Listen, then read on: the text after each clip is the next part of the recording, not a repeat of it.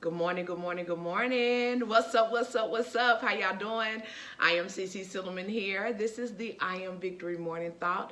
I'm going to give you guys a minute to come in. Many of you guys will catch this on the recap, so I'm going to say good morning and good evening to you all at the same time. So take the time to click like, take the time to click share. Good morning. I always get lipstick on my teeth. Take the time to click like, take the time to click share. Share this video out on your timeline. And if you know someone that will definitely be, hey Lash Envy, what's going on? Listen, I owe some explanation to some people this morning, and I really want to, hey Brittany, I really want to say this. I have been in a warfare space for about the last 3 months. Well, 2 months, excuse me, 2.5 months. And I have allowed it to almost silence my ability to come on and impart anything to anyone. I took some time off, yes, but coming back, it was been a fight and struggle. And y'all know I don't know how to be anything other than transparent. I have to keep it real. The battle has gotten heated because it's gotten real close to home. You know, it's been some things definitely, and I'm not trying to get on here and share my business, share my, pour out all my tea. But I will say this because I know it's very relevant to many of us. A lot of times we feel like we're battling on our own, and I say warring because this is not a I'm being attacked. Attack means I'm laying down and I'm taking the attack. But when you are at war, it means that you are fighting back. And the enemy has been throwing so much at my plate, throw so much at me to almost deter me from being able to come on and give any words of encouragement because I'm in this place of just constantly one thing. And I want to say to whoever is dealing with that, don't allow the enemy to silence you. And I talked about that on last week.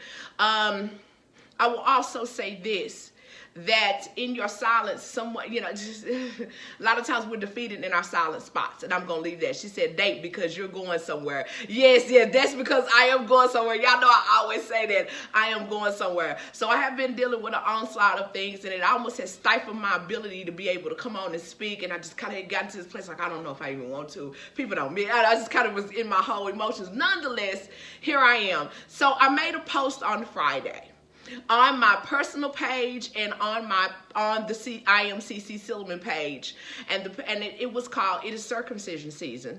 It's a season of, it is a season of circumcision. It is the cutting away of old.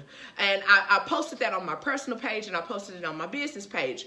Many people that understood what I was saying liked it and shared it. I had a group that it got shared to this fanatic group and called the Bloodstained Men and Their Friends. And they got a hold of my post, and my African-American face ended up in this predominantly white group. And I got called everything but a child of God. I got called a B. I got the middle finger. I got these long comments that were posted on my picture, on my post about me likening or using circumcision. I took it down, Clash. I'm finna go there. I got called some of everything, predominantly white, well, all white. About 30 different people commented angrily about me using the word circumcision in reference to this being a cutting away season, and I'm smiling on it.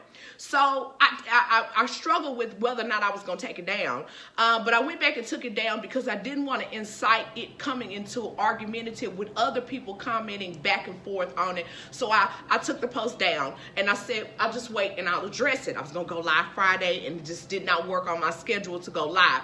But this morning, I want to be real clear about when I speak about circumcision. A lot of us, first thing we think of is, what does that have to do with how do you rectify what a man's genitalia, what they go through of being circumcised, likened to a spiritual, being a cutting away season? I'm glad that you asked. Anytime biblically you see the word circumcision, they talk about it in the physical aspect of circumcision, the cutting away of the foreskin or flesh when it comes to men, but it also deals with a very spiritual process of the cutting away of something that is old. And it was always typically found, especially in the Old Testament, when they were getting ready to go into new seasons or new places in their lives. When I go back and I read, and I've been reading in Exodus, and as I was reading, God had really had me really studying in Exodus. So again, to follow me, stay with me. I'm going somewhere.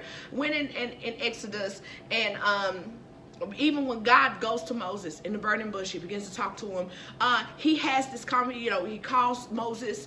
He does, hey, Brandy, he doesn't go back and read your word. Don't take my word for it. But in the process, Moses had to not only circumcise his son, but even when Moses got into Israel and when Israel was getting ready to exit out of Egypt, or at the point that they exited out of Egypt, God called for him to go and circumcise the men again as well. And I had to go and ask God, why do you keep having him circumcised? What is the significance? Because I know biblically, you're not just putting it in here for the idea of the physical aspect of a male being circumcised. So when he began to go, he said that he went back and he said, it's the cutting away of something. It's the cutting away of an old thing or something that does not serve you. It is the cutting away. And I said, okay. So Friday, I'm in my salon, I'm doing hair, I'm quite busy. And God said, this is the season of circumcision. So I went and I posted it. And I feel like I need to explain for those that struggle, maybe saw it and said, I like it, or I want to like it, or I'm really not sure what CeCe means by that. So glad you say. When you talk about the cutting away of something, this is something that is a part of you. So let's take circumcision out of it and let's talk about it in a pruning aspect. Anytime you are looking at a tree being pruned, they cut away what is unnecessary to the tree in order to or anything that's going to inhibit it growing in a proper manner, especially when it's put in place in a particular place, a garden, and it's been cultivated and it's been cared for. Anytime a tree has been cultivated, it means it has undergone a scrutinizing pruning process because they had an idea of what the tree, thank you, Kendra, I love you, thank you, excess is unnecessary. I'm finna go here real quick. Anytime a tree has been cultivated, it has undergone a very strenuous pruning process, which means whenever something gets out of place, they go and snip it. If it's not according to the groomer's design, or whoever is has pruning that has planted this tree or garden or whatever, wherever you find this particular plant or bush at, maybe it's in a particular landscape and they want all the bushes to be flat and square. The minute that it begins to grow out of the shape that it was designed to be in, they go and they snip it. Why? Because I want to keep it in a certain parameter to fit the place in which I placed it in. It is a rigorous fruit. It was cultivated, even down to the type of tree, or even what we call the and I'm finna get into botany, and again, stay with me, I'm going somewhere. Even when they sit down and decide that they're going to, a lot of time botanists will begin to crossbreed when they want to see cross two types of trees together when they want to see a particular thing. So again, cultivating, it is custom tailored, it is specialized, it has undergone a scrutinizing pruning process. So when we talk about the circumcision process, it really is one and the same. Now, one deals with the cutting of foreskin, and I said, well, God, why is it? God, why we gotta look at it from that standpoint? He said, because it's much more personal. It's one thing to cut something off. Now, we always talk about cutting off. It's cut off season. We're going to cut this off. We're going to cut that person off. We're going to cut this thing off. We're going to stop doing this. We're going to stop going there. We're going to stop this, that. That's a cutoff. A cutoff is something, is a person, place, or thing. It is not, or something that is connected to you, but not a part of you. So at the point that you start the things, God will begin to cut things off, but it's not a part of you. But he said, when you're cutting away something, this thing is personal. Foreskin is in a personal and intimate area on a man's body. Let's put it like that. But in the interim, when we're looking at it from a spiritual aspect, when he's cutting away something, this is something personal. This is something intimate that does not serve you in the next place you are going. I had to take notes because God was talking so fast, and I have to go back and I have to write down everything that he begins to say to me. And he says the cutting away will not be, when something is being cut away from you, it is personal. It is something that has been with you all along, and maybe it serviced you well in your place of bondage. It was okay for you to remain in this state. It was okay for it to remain and be a part of you while you remained in Egypt. But now that we're coming out of Egypt and we're not a part of Egypt anymore, and I'm getting ready to take you into the promised land, and we're on purpose path because I'm taking you down the path and I'm taking you the way that I've designed for you to go, because I know where I'm taking you, and I know where you're going. I understand your final destination. So in order for you to get there, you've got to cut this thing. I've got to cut cut this away from you. This means this is an intimate part of you, something that's on the inside, something that has been a part of you all along. And you'll say, but I've had it all along. Yes, I understand. It's been a part of you all along, but it does not service you on the path that you are about to walk on and or walking on, or either it's not going to service you to your place of death at your intended destination. It is not going to service you there. So I have to cut this thing away from you. Now, here's the thing. When you think of the circumcision process, and the more and more I said and thought about it, it is also a painful process. To most of us that have decided to have our children, if we have boys, we decide you'll have your child circumcised while they'll go through the circumcision process while they're in the hospital. Typically the doctors and nurses come to you and ask, do you want to have him circumcised? Within so many days, they want to do it before they leave the hospital. Why? Because they're so young that they won't remember or be traumatized by the process of it being cut away. It's typically quick. As painful as it is, it's a quick process to be done. Now, my understanding as I go and begin to continue to research, I even heard Bishop Jake speak on it, that the older a man is, whether he's older in his youth, as in a young boy, and on into adulthood, that if they experience this process as an older person, it is a much more painful process for them to heal because something has been cut away in a delicate or sensitive or intimate area of their body. Who am I talking to? I do not know. Understand it is cutting away season. Don't feel like I'm just going to be 100. I kind of got in my feelings with God. I'm like, wait a minute. Why does this have to be cut away from me at this particular place in my life? I don't like how I'm feeling this. I'm really hurting, God. This is really bothering me because you have taken something from me, and it's very personal. This has serviced me very well up until this point. It has worked in my favor. It has been very good for me. And God is like, not in this next place. It cannot go with you. It cannot accompany you on your journey. I have to deal with it here before we cross the Red Sea and before we get over to the other side. Why? Because it is the cutting away. It does not service you anything on where you are going. So I just have to put that out there. When I made that post, it was a personal post, and I needed people to understand before the fanatic. And I can't stand some of these fanatic groups on Facebook because they go extreme. These extremist groups, they take one thing and they, without getting any understanding or clarity, they make comments. And I got called everything but a child of God off of making a post about circumcision. Well, if you were unclear as to what my post was about, take the time to ask me, baby, so I can educate you. You can go back biblically and read. Now, if you're against that process, that's so be it. But it really is a significant analogy because many of us are in a cutting away season, and it is a very painful place for us to be in. Why? Because we've carried it so long. When if we had allowed it to be cut away when we were much younger, we would not remember or experience the pain level that we're now experiencing. Reggie Dwaylen, how are you doing this morning? I just had to go back to it. The older you are when you go through the process, the more painful the recovery is from it. Although the process is still the same, it's still quick and all that, but it is the recovery or the healing process that is the most painful. I don't know who is at the same place that I'm at. Something has been cut away from you and you hurt. It's hurting. It's a painful place. It's a painful season. You may be even grasping to understand why this thing, this very personal, this very intimate thing that's on the inside of you, spiritually, mentally, emotionally, has been cut away. God, why would you take, maybe you've considered it to be a great attribute for you, and God is not in this place that you are going. Let me also say this real quickly as well.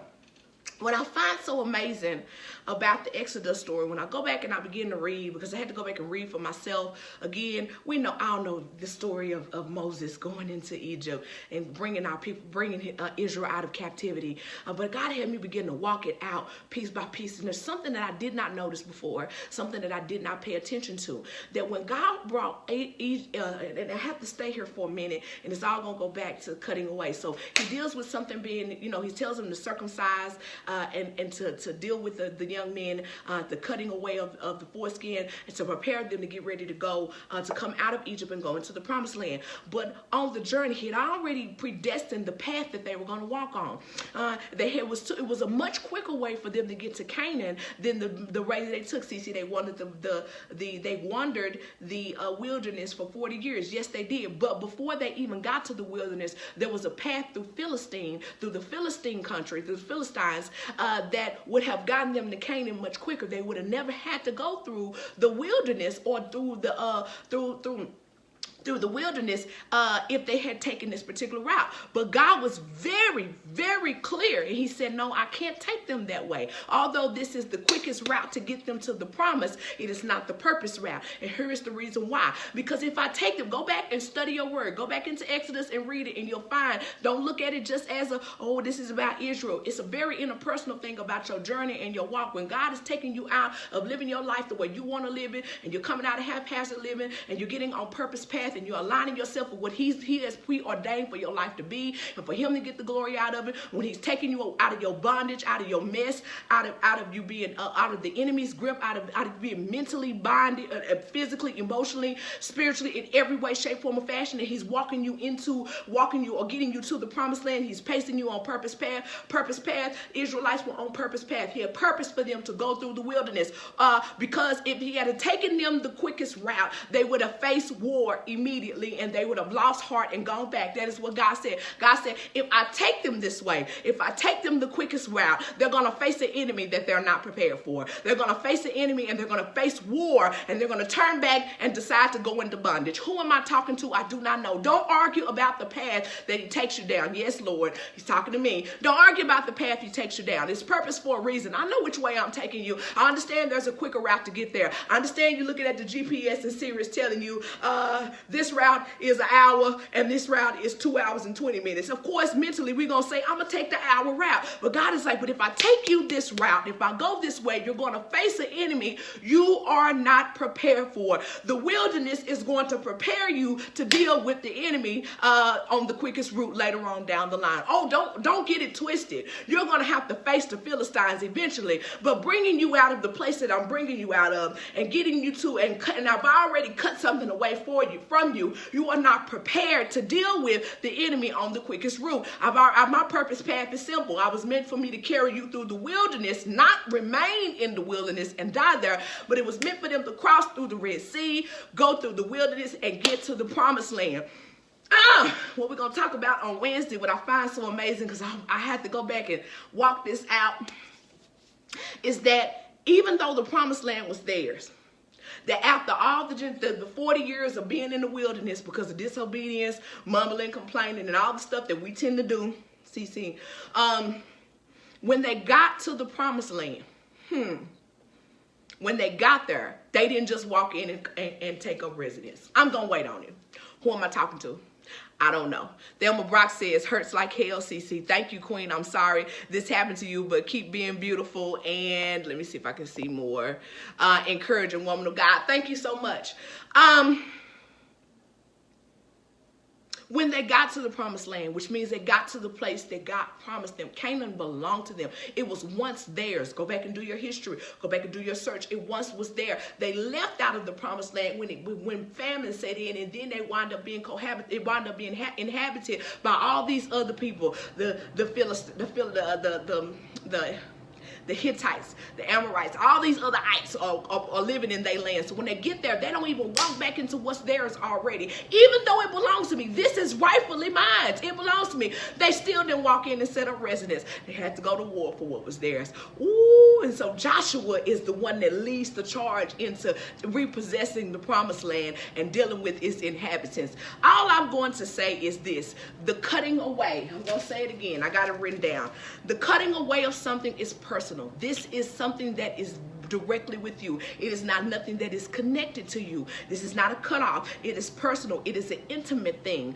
It is something that belongs to you. And when it is cut away, you feel the effects of it in the healing process because you begin to understand, but it was functional. It was there. I was functioning with it. I was doing well, yes, but it don't service you in the next place. So I've got to simply cut it away. It's a pruning process. Anytime somebody talks about or we're in a place of things being cut off is a people, place, or thing. It is something that may be even connected to you, but not a part of you. So that is the difference between the two. Understand what a cutaway is and what a cut off is. So there's a difference between the two. Very personal. Don't get in your feelings. I want you to be motivated and encouraged to again, trust the process. And I'm speaking to myself very wholeheartedly right now. Trust the process. That whatever God cut away, he understands and knows it is not going to service you where you are going and the path that you are about to walk down. It doesn't service you where it may have worked well with you over here. In this place, it was great. It may have even accelerated you in your place of bondage. But in your purpose place, in your place of destiny, it does not serve you well. So guess what we're going to do? We're going to cut it away. And guess what? I'm going to say this. God is not a God. He does not ask permission to cut it away.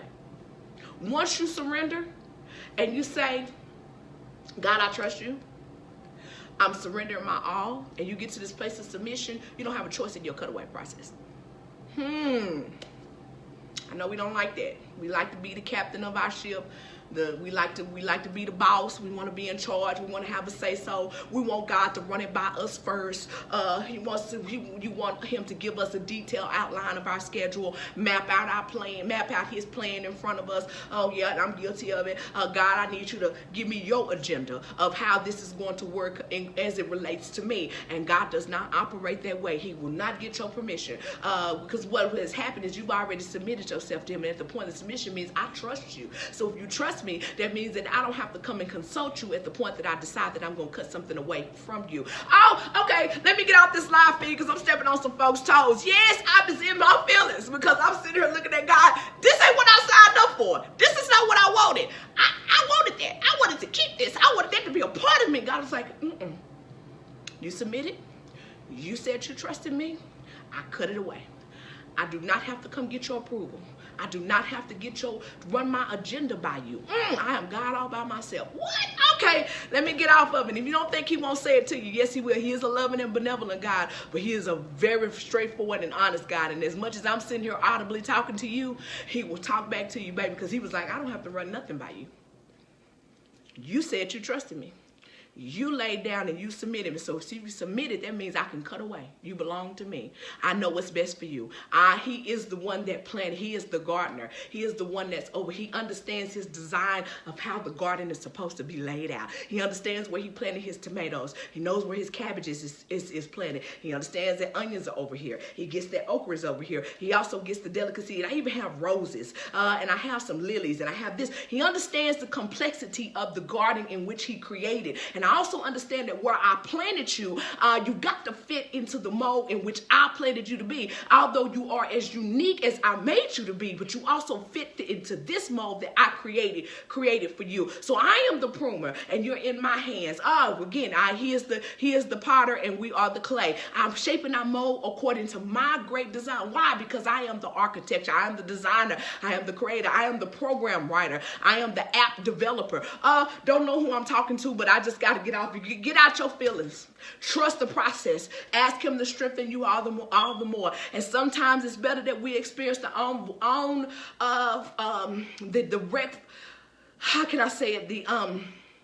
that we experience the onslaught of the pain. Why? Because it is a reminder of what has been cut away from us. And then when we get to the place or we get down the path, we begin to thank God and understand. I understand why you cut it away from me. I get why you would not allow it to accompany me on this journey. I get why I had to leave it in Egypt. I understand why I could not take it with me where I was going. I totally get it. That's all I'm going to say. Let me get out this live feed. Listen, click like, click share. Share this video out on your timeline. Connect with me on my CeCe Silverman. Yes, it is a refining process and it is a painful process. I will not sit here and act like that once you sign up and get to the surrender point that everything is hunky-dory. This is that and the other. It is the rainbow and it's the gold pot at the end of the rainbow. No, this is a process. And a lot of the old you has to die. And it's a pruning. And anytime something is cut, it's painful. That's all I'm going to say. Listen, follow me on Instagram. I am CeCe Silliman. Of course, you're already on my I am CeCe Silliman page. Share this video out on your timelines. If you haven't gotten your book, get the book, Broken, Bitter, and Better, On the Road to Greater, available on Amazon, Kindle edition, printed copy. You can always stop by the lounge and pick it up. Lastly, I'll say this. I have a YouTube channel.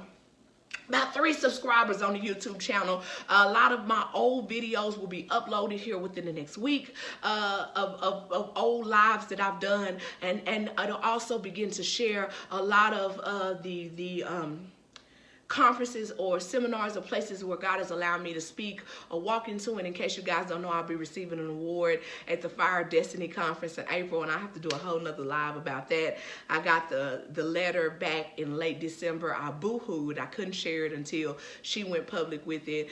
So shout out to Uplift Within Ministries, Evangelist Lacey Ware. I'm honored and I'm elated to even be awarded, to receive an award. I ain't got an award since I was in high school. Okay, so maybe junior high. But anyway, so to have someone recognized and be recognized, it feels great. You don't do what you do to be awarded or recognized, but it is an honor and it's a pleasure. I was in so many tears when my kids was like, "What's wrong? I say I'm getting an award." They was like, "Why are you crying?" "Because I ain't got an award since I was in school." And they was like, "Okay." So it's posted on the I am CeCe Silliman page. All right, you guys be motivated to trust the process. Thank you, love, and know that God has you in the palm of His hands. That anything that He is preparing to take you to and through, that the pruning process is so necessary, and it's as painful as it may be. Trust it in all that you do. I love each and every one of you guys. Y'all know what I'm finna get ready and do. She said, "Congratulations, Miss CeCe." Thank you, Miss Chris. You never called me. Know that. I've been waiting on your call. I don't want you to think I'm acting funny. So thank you, Brandy. Thank you, Dwaylen. I appreciate it. I love each and every one of you guys. Y'all know what I'm finna do. Shoot you guys a deuce, uptown, down south. I am CeCe Silliman, and I'm out. Peace.